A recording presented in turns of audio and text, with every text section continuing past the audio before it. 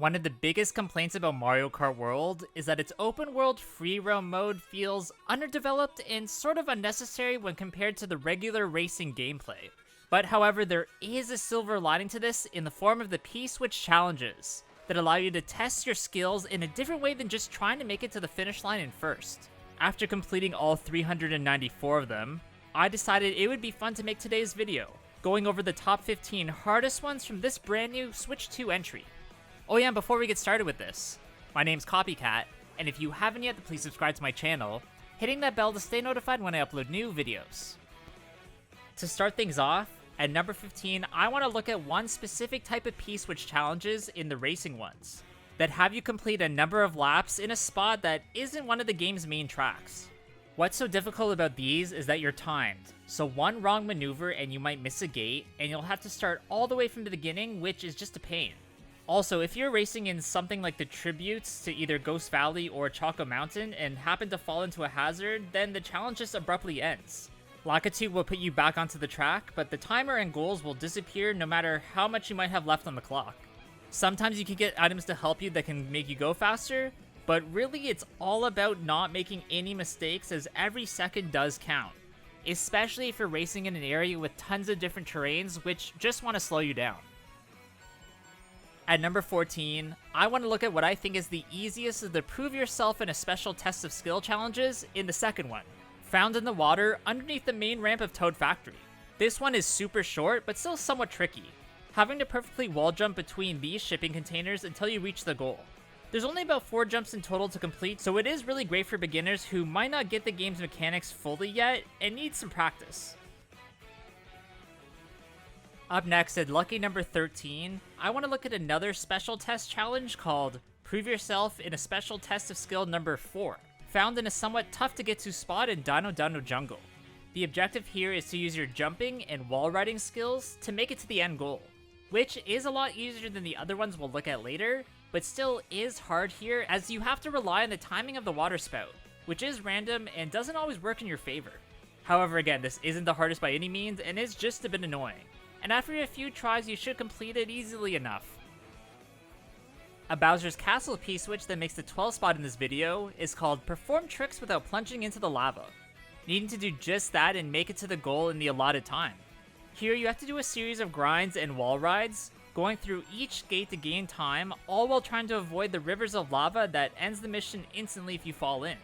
This one took me a few tries to perfect, as the timing of a few of the jumps felt a little bit odd, but in the end I wouldn't say it's insanely difficult to complete, it just might be hard for more inexperienced players.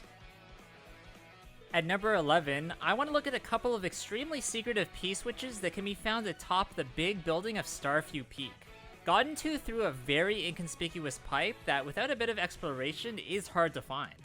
The best method of getting to it is by grinding this rail, then jumping into the void into the tower, where you get put in the secretive room with a few goodies like a question mark panel, a peach medallion, and of course, the pipe. Entering it will take you all the way to the top of the course, where you'll find even more goodies, including the 2 P-Switches on the tower's rings, in the loop around the observatory and grab the blue coins one, and the watch out for the attacks from the Ice Bros one. But the reason why they make this list is all about how hard it is to get to them, being in such a secretive spot that I honestly don't think I could have found them without a guide. The next blue P-Switch challenge we're going to look at requires you to navigate a very narrow cliffside where one wrong move will cause you to fall and miss the goal. What you need to do is stick as close to the hill to the right as humanly possible, and as long as you keep your jumps pretty tight, you should make it within the right time frame. Really though, I'm guaranteeing at first you will fall and miss the goal, as you can't see exactly where you're going, and again, one wrong move will put you in a place where you're too low, and you can't get back up to the platform to get to the goal. At number 9, we're going to look at the third special test of skills challenge that's found tucked away in this corner of an upper root of Dandelion Depths. Here you're taken to the inside section of this course, having to jump towards the right walls and ride them upwards to other platforms. Now, I understand if you're a skilled player, this seems like a cakewalk, but honestly in this game, I found most of the P-Switch challenges kind of easy, so here I'm really trying to pick the hardest of those that the general audiences would struggle with. If that sort of makes sense. I mean, I am a skilled player, I've been playing for more than 30 years, so I'm looking at it, if you're a new player, this might be your first game, you guys get it. At number 8 is yet another Bowser's Castle P-Switch challenge, here called Hop Along the Walls of Bowser's Castle, where you have to do literally that on your way to the goal.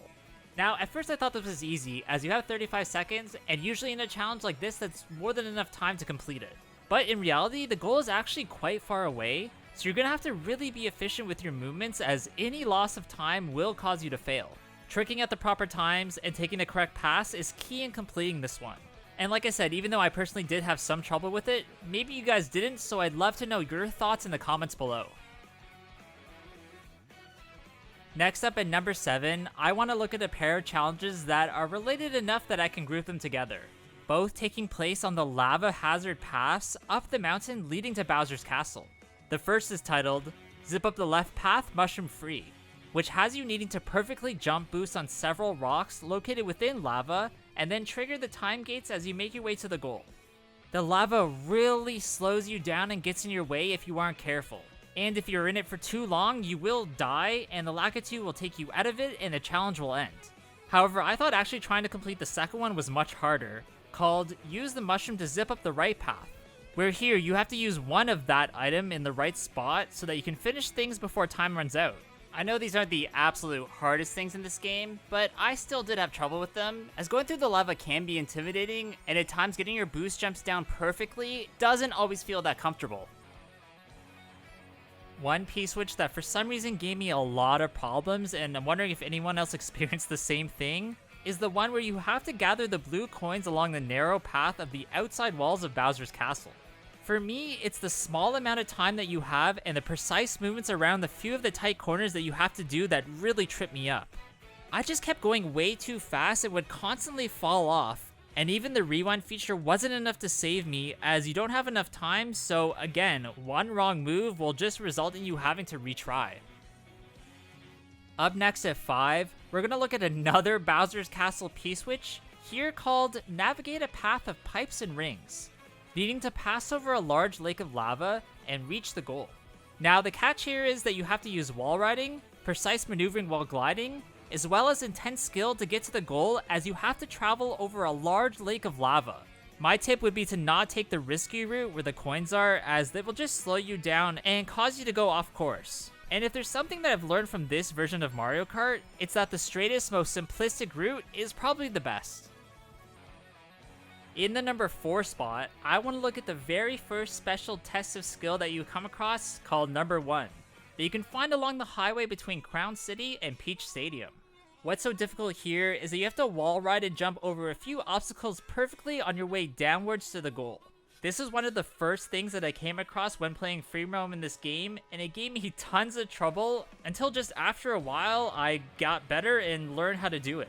Now later I saw online that you can just cheese this by flying into the button and then continuing to fly to the goal, so there's that's interesting, but you know what? Doing the legitimate way is hard. Next, I'm going to talk about yet another special test of skill, here coming in at number 3 in this video, being the 5th one found in DK Pass. And out of all of them, this one might be the most difficult to get to, as you're required to have a feather, as there's no other way of reaching it. I won't lie, this took me quite a while to finally get the timing proper, but with rewind this makes it much easier, as you still retain that item when you rewind, so just take note of that. Once you finally trigger the challenge, you have to skillfully wall ride on these super narrow banners without falling off, which will just end your run. Not only is this hard to find, but its skill level is also pretty high, so it is a headache to complete, and which is why it comes in the top 3. My choice for the penultimate difficult blue switch in this game is the most difficult Prove Yourself skill challenge, being the 6th one, found just north of the Whistle Stop Summit track. Not only is this challenge hard to do, it's also, again, hard to get to, needing to trick from this bridge wire towards it, landing perfectly so you trigger it and can start it. To begin things, you have to perfectly wall ride along a super sketchy curve, which is easy to lose momentum on and fall. Also having to go through each gate in the process, as you only start with a few seconds on the clock, so really you can't miss a single one.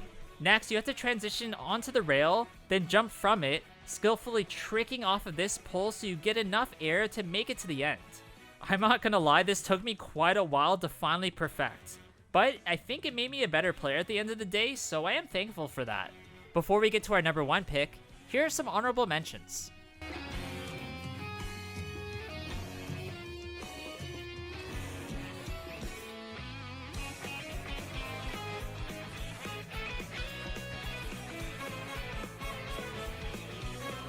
Coming in at number 1 as the hardest P-switch in Mario Kart World is the Take a Tricky Tour of Shy Guy Bazaar challenge. Needing to take the shortcut path through the course in what is actually a pretty long experience.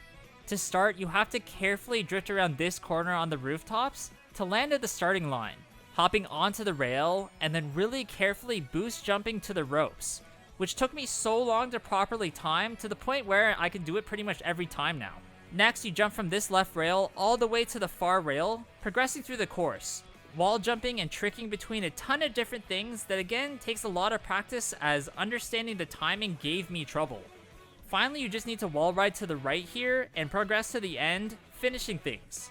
That when you complete, you can definitely say you've mastered this title. Alright, that's gonna be it for today's video, guys. I really hope you did enjoy this one. If you did, please leave a like, comment below what you thought about it, and of course subscribe to my channel. Also, I do have an Instagram at CopyCatGamer. Go check that out, as I sometimes upload things that you won't see anywhere else. Hope you guys all have a good day, and I'll see you on the next one. Bye!